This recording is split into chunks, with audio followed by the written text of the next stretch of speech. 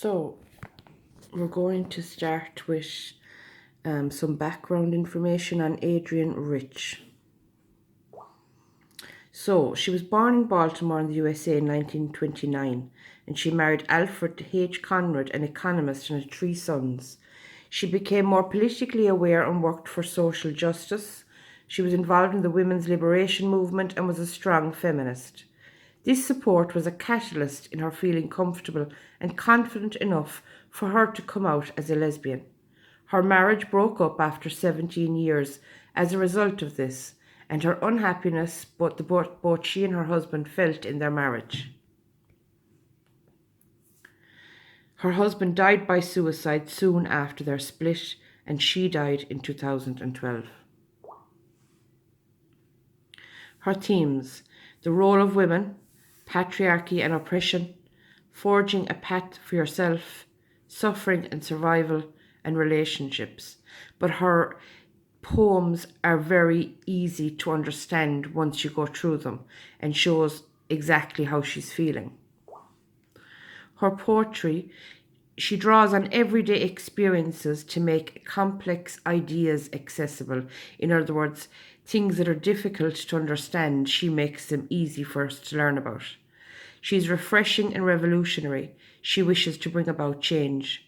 She wishes to change the way in which women see themselves, the way in which men see women, and indeed the way in which men see themselves. She's confessional. She's grounded in her own life and experiences, especially in her marriage. She achieves impact through her distinctive use of metaphors. She transcends stereotypical feminism, challenges patriarchal society, rewards her reader with precious gems of vibrant images and shining symbols in her exploration of the difficulties of modern life. She uses contrast to shine the spotlight on modern dilemmas and to pose interesting questions. She speaks for both herself and her generations in the throes of great change. She is challenging, original, and thought-provoking.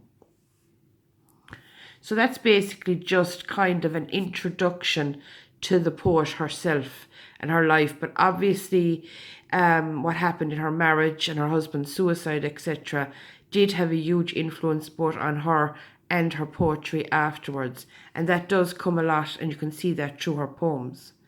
So in the next recording, we're going to go through Aunt Jennifer's Tigers, which is the first poem we'll be looking at. We'll go through it line by line, and afterwards I will send you a screenshot of the notes for your books. Okay, so you can watch this or listen to this recording at any stage. All you need is your New Discovery poetry book, and you can write in the notes then as we do them. Okay?